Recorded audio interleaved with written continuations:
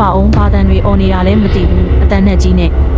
တားလဲကြတဲ့အမေအရင်ကဒီလိုအော်တာမကြားဘူးပါဘူးဥတာဝရေညကအော်တန်နဲ့ကြီးကြတယ်မဟုတ်လားဘာတန်ကြီး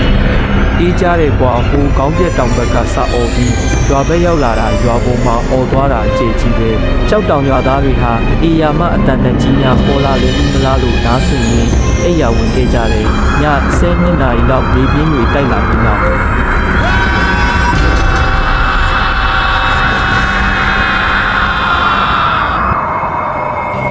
ဟာကွာဒီမကောင်ဆိုးဝါအတန်ကြီးပေါ်ပြန်ပြီးငါတို့ရွာတော့အနေအဆိုးတွေကြားရောက်တော့မယ်ထင်တယ်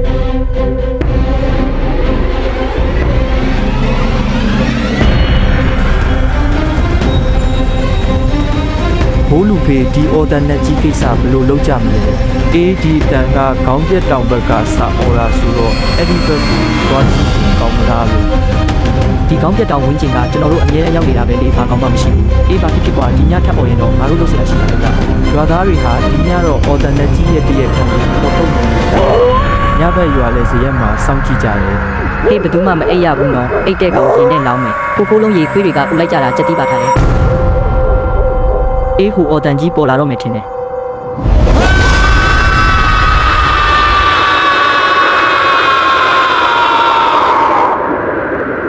ဆရာတော်မိန့်တာကတော့သူအယိုးစုတစ်စီကိုမေတ္တာပို့အမြတမ်းဝေပေးပါမယ်တဲ့ကျန်တာကတော့ဆရာကြီးဦးထုံးနဲ့တိုင်ပင်ပြီးလုပ်ကြပါတဲ့အေးလေဒီလိုကိစ္စမျိုးအကြောင်းနာကဏ္ဍလုပ်လို့မကောင်းပါဘူးရွာလဲဇရက်သွားကြရအောင်ဆရာထုံးကိုစောင့်ခေါ်လာကြဟေ့ရွာတွင်းသို့ဝင်ရောက်နှောက်ယှက်နေသောအယိုးစုတစ်စီငါဆရာထုံးအမိတ်အခုချက်ချင်းရွာသူတော်မိုးထံပူကက်စီငါဆရာအမိတ်ကျုပ်ခမရတို့ရွာကိုနှောက်ယှက်ချင်လို့မဟုတ်ပါဘူးကျုပ်ကအကူအညီတောင်းတာပါအင်းကူညီတောင်းတာကညကရွာလုံးလန့်အောင်လုပ်ရလားထားပါတော့မင်းကဘယ်သူလဲဘာကူညီလိုတာလဲကျုပ်ကစိုင်းတီဟာပါ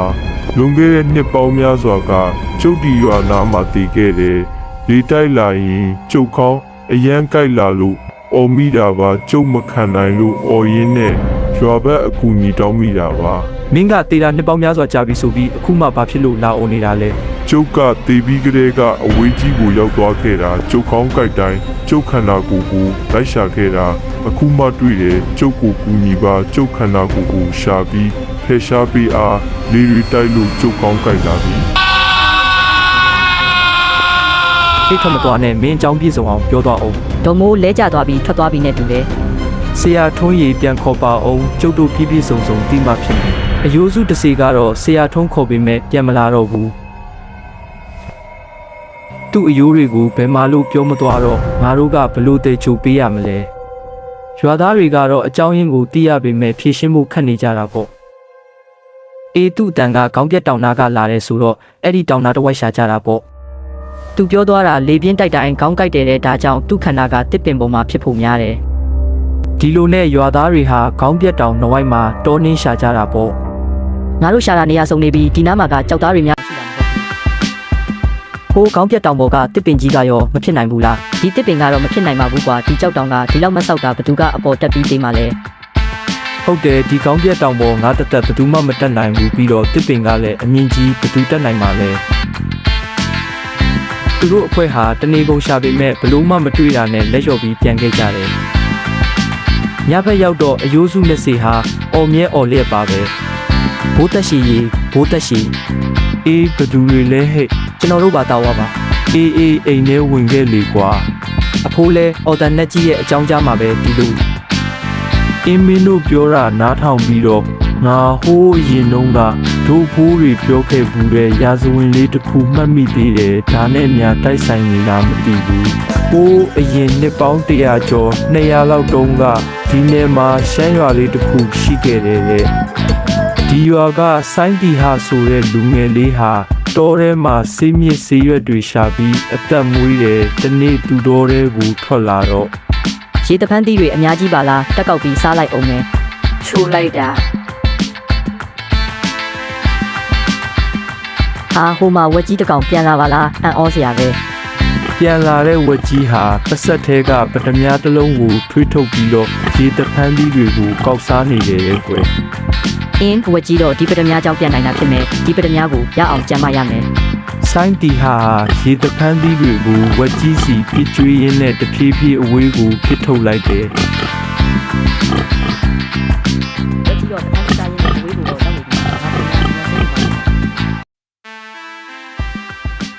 ဆိုင်းတီဟာပထမကိုကောက်ယူပြီးပါဇက်ထဲငုံလိုက်ပြီးတော့ကောင်းကင်ဘိုးကိုအမြန်ပြန်တက်လိုက်တယ်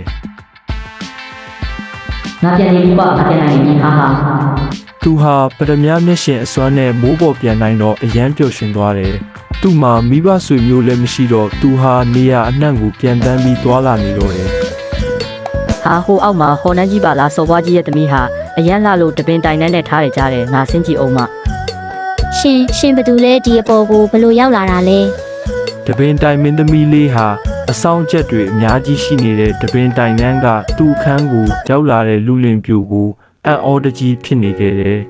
မောင်ကြီးကအညာတရတယောက်ပါမင်းသမီးလေးရဲ့အလှကုန်တဲ့တွေကြောင့်ဖူးတွေ့ခြင်းလုံးလို့ရောက်လာခဲ့တာပါ တပင်တိုင်မင်းသမီးလေးဟာအရွယ်ရောက်ကလေးကတပင်တိုင်မြနမ်းမှာနေထိုင်ပြီးရောင်ကြားဆိုလို့သူ့ဖခင်ကလွယ်ပြီးဘသူမှအနီးကပ်မတွေ့ဘူးခဲ့တာကြောင့်ချုံမောခံရတဲ့ဆိုင်းတီဟာကိုမြင်မြင်ချင်းချစ်ကြိုက်သွားခဲ့တယ် မောင်ကြီးရေနမတော်စီမကြလာနော် မောင်ကြီးကနေတိုင်းကိုလာချင်တာပါနန်းရဲ့ ဆိုင်းတီဟာနဲ့မင်းသမီးလေးဟာမကြာခဏတွေ့ဆုံကြပြီးတန်ရောစင်တွေလည်းတိုးတစ်ထက်တိုးလာကြတာပေါ့ နန်းရီမောင်ကြီးကန်နရီတိုင်းဖက်ခီးသွားရအောင်မယ် ဘလောက်ကြာမှလဲမောင်ကြီးနန်းတော့လွမ်းနေတော့မှာပဲ မောင်ကြီးလည်းလွမ်းနေမှာပါပြန်လာရင်နန်းနဲ့ထိမ်းများလို့ရအောင်ကြိုးစားရမယ် ဆိုင်းတီဟာတယောက်ချစ်သူနဲ့ပေါင်းဖက်ရဖို့ဥစ္စာပန္နာလူရာမှုကန္နလာရဲ့တိုင်ဘက်ကိုခီးထွက်ခဲ့တယ်သူဟာသူ့ရဲ့မိုးပြတ်နိုင်တဲ့အစွမ်းကြောင့်သူလိုတဲ့ဥစ္စာပန္နာတွေများမကြခင်မှာပဲရရှိလာခဲ့တယ် တယောက်တော့ငါ့ကိုလွမ်းနေတော့မှာပဲငါလဲလိုတာတွေရပြီဆိုတော့အိမ်ပြန်တော့မယ် သူဟာအိမ်ပြန်ရောက်တာနဲ့ချစ်သူလေးစီကောင်းကင်ခီးနဲ့ချက်ချင်းလာခဲ့တယ် အရှင်ဖះဘယ်ကကြွလာတာလဲဖះ အိမ်စော်ဘွားကြီးသမီးတော်မင်္ဂလာဆွန်ကျွေးကစွန်စားပြီးပြန်လာတာပါတကားကြီး ဘလို့စော်ဘွားကြီးသမီးမင်္ဂလာဆွန်ကျွေးဟုတ်လားဖះ ဟုတ်တယ်တကားကြီးစော်ဘွားကြီးသမီးနဲ့ကျန်းရုံနဲ့စားသားတို့မင်္ဂလာဆွန်ကျွေးပါ သစ္စာမရှိတဲ့မိန်းမထွီ ခေါင်းပြက်တောင်ပေါ်ကိုလူတစ်ယောက်အတန်နဲ့ကြီးနဲ့អော်ပြီးမိုးပေါ်ကကျလာတာမြင်လိုက်တဲ့သူတွေရှိတယ်တဲ့မင်းတို့ပြောတဲ့အယိုးစုတစ်စေဆိုင်းတီဟာငါပြောတဲ့ဆိုင်းတီဟာဖြစ်နိုင်တယ်ခေါင်းပြက်တောင်ထိပ်မှာသူ့အယိုးစုရှိလိမ့်မယ်မင်းတို့ရှာကြည့်ကြ အဲ့ဒီခေါင်းပြက်တောင်ကဒီလောက်မြင့်ပြီးတော့မတ်ဆောက်နေတာဘလို့လောက်တက်မှလဲထားလိုက်တော့မရှာတော့ဘူးဟာကွာဒီအယိုးစုတစ်စေညတိုင်းလာអော်နေတာနားထောင်မနေနိုင်ဘူးရအောင်ရှာရမှာပဲ ဒီလိုနဲ့သူတို့တွေဟာခေါင်းပြက်တောင်ပေါ်ကိုမရမကရအောင်တက်ပြီးရှာခဲ့ကြတယ် အောက်မှာမတွေ့ဘူးဆိုတော့အပင်ပေါ်မှာပဲဖြစ်နိုင်တဲ့တစ်ပင်ပေါ်တက်ရအောင်ငါဟိုဘက်မှာသွားရှာမယ်